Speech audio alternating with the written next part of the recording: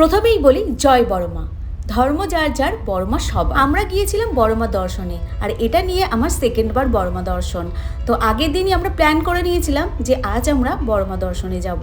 তো সেই হিসেবে সকালবেলা মানে ভোর 4টার সময় ঘুম থেকে ওঠা, তারপরে রেডি হয়ে ঝটপট করে বেরিয়ে যাওয়া। আমি থাকি বারুইপুরে, আর বারুইপুর থেকে নৈহাটি বেশ অনেকটাই রাস্তা অতিক্রম করতে হবে। ট্রেনে চেপে গেছি, আর এই যে এই ভূতটা এমনভাবে চুলটা উঠছিল, তো ভূতের মতনই লাগছিল। তো আমি দিবাকরকে বললাম যে এই সিনটা নিয়ে নে। তো এই শটটা ও নিয়ে নিল, পরে অন্য সময় কোনো কাজে লেগে যাবে, যদি আবার কোনো সময় ভূত বানাই তো কাজে লেগে যাবে। সব কিছু প্ল্যানিং করে চলতে হয় না। দেখুন তো, আপনাদের সঙ্গে গল্প করতে করতে আমরা পৌঁছে গেছি নৈহাটি। এখান থেকেই যাব আমরা বড়মা দর্শনে। আপনারা কারা কারা বড়মা দর্শন করেছেন অবশ্যই আমাকে কমেন্ট করে জানাবেন, আর এক্সপিরিয়েন্সটা অবশ্যই জানাবেন।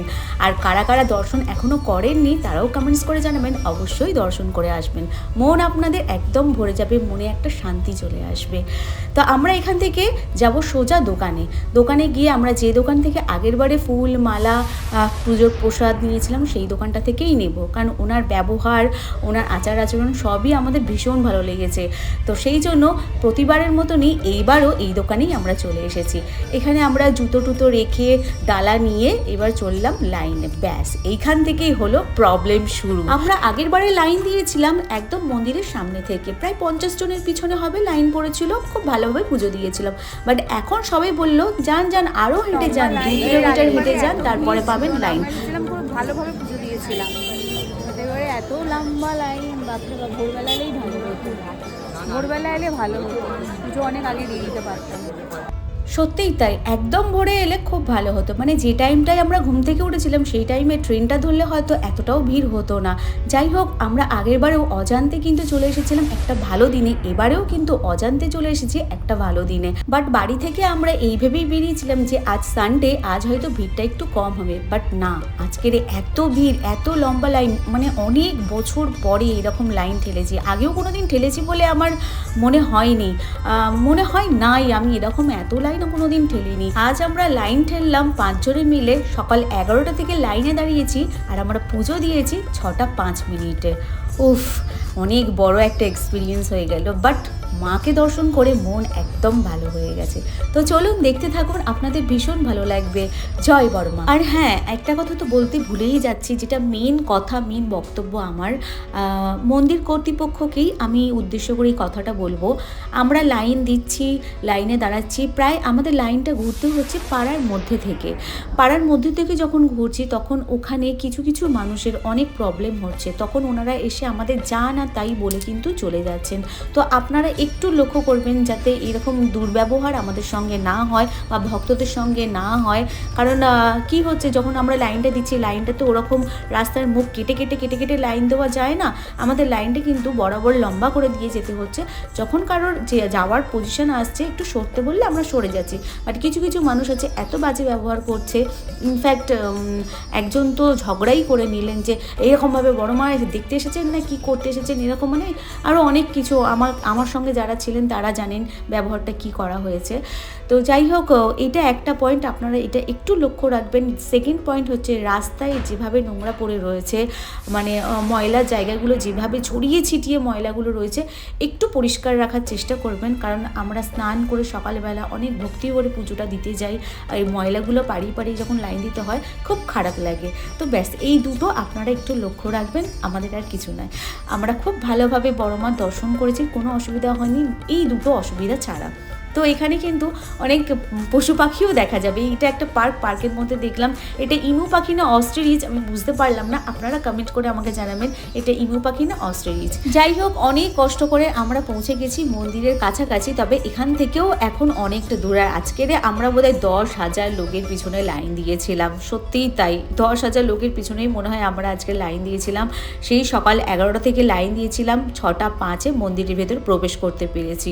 উফ, কষ্ট হয়েছে ঠিকই, বাট মন কিন্তু একদম ভরে গেছে। কটা বাজে? পুরো 5টা, কত 5টা 5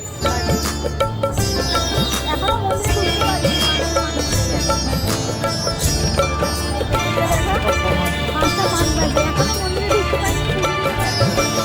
মনেরই মাঝে মাগো আছো যে জড়িয়ে, বড়মা তুমি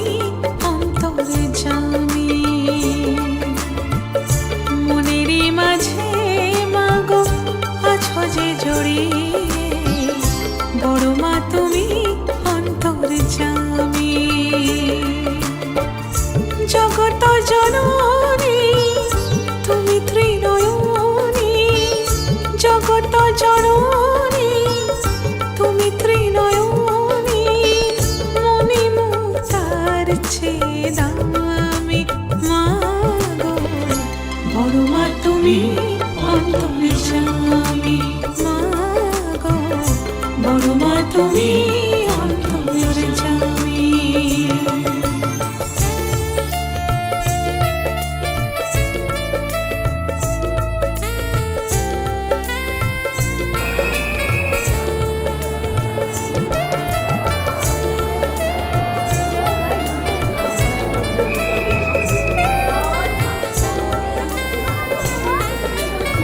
ও আমরা ওই গেট দিয়ে ঢুকে